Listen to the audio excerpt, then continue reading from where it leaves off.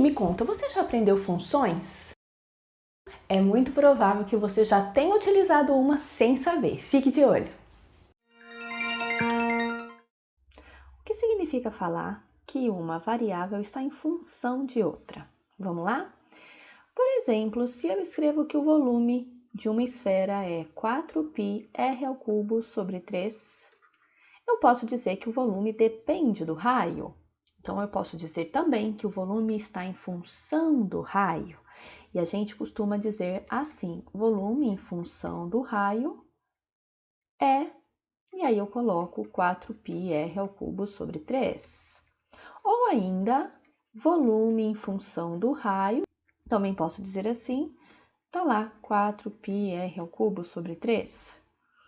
Ou posso ainda dizer que a área de um círculo também é função do raio, πr², assim como o comprimento de um círculo também é função do raio, e ele é 2πr. O que nós temos aqui?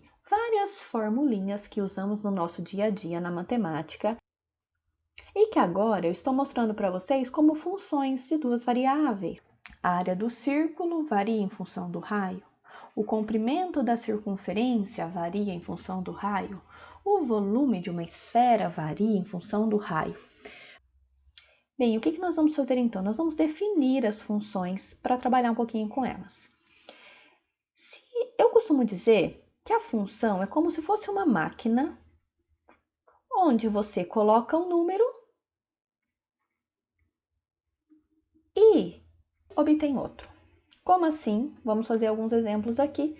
Se eu te dou o número 2 e essa máquina transforma esse número 2 me respondendo o número 7. O que acontece é que várias são as possibilidades se eu analisar só esse 2 e esse 7. Por exemplo, eu peguei o 2 e somei 5. Ou peguei o 2, multipliquei por 3 e somei 1. Então tá, não dá para eu ter certeza, ou sei lá, multipliquei esse 2 por 2 e somei 3. Ok, se eu pegar aqui o número 3 e falar que colocando esse 3 nessa maquininha de fazer funções, vamos dizer que aqui eu obtenho o número 12. Já dá para a gente perceber que pegar um número e somar 5 funcionou aqui para o 2, mas não funcionou para o 3 aqui embaixo, então não é essa a operação. E essa de baixo? Multiplicar por 3 e somar 1. Bom, também não, né? Que se eu multiplicar 3 por 3 dá 9.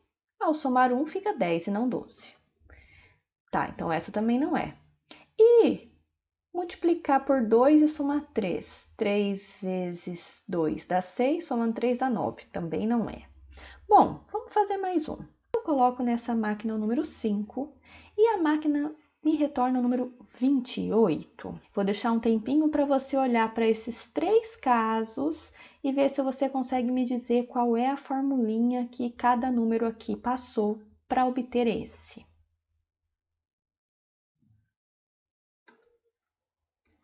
Conseguiu? Se não conseguiu, eu vou fazer mais um exemplo para ver se te ajuda, hein? Se eu disser 1, ele me responde 4, e se eu disser menos 1, também. Vamos ver? Pensa mais um pouco. E aí, conseguiu? Vamos ver se é isso mesmo que você pensou? O que aconteceu aqui é que cada numerinho, que eu vou chamar de x, foi elevado ao quadrado e depois somado 3.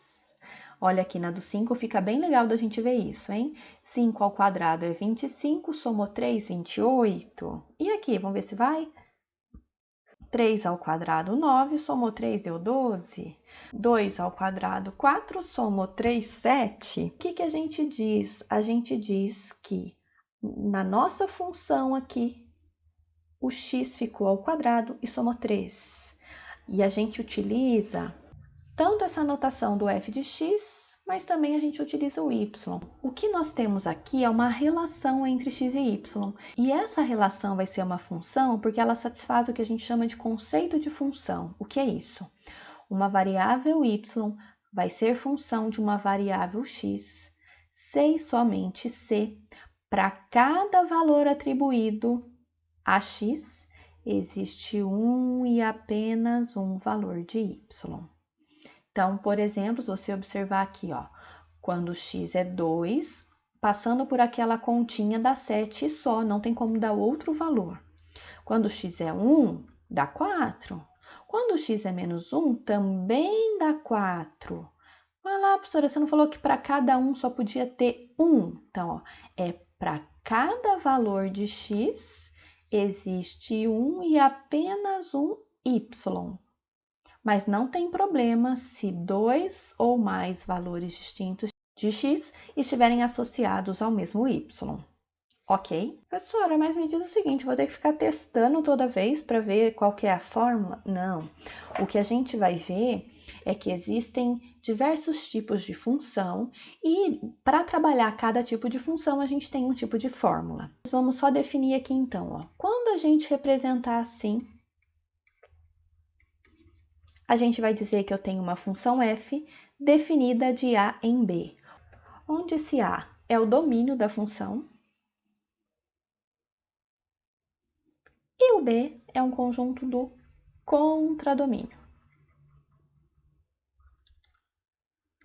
Por exemplo, quando a gente colocou aqui o 2 que se ligou ao 7, ou o 5 que se ligou ao 28, o 2 e o 5 estavam no domínio da função, enquanto que o 7 e o 28 no contradomínio. E mais, nós quando escrevemos que f de 2 é 7, falamos que 7 é a imagem de 2. Ok? Então, se o 2 se ligou ao 7, dizemos que 7 é a imagem de 2, ou que f de 2 igual a 7. E aí, viu só como você já sabia alguma função por aí e nem sabia que ela podia ser chamada assim? Bom, fique de olho nas próximas aulas, que tem muita coisa boa para você.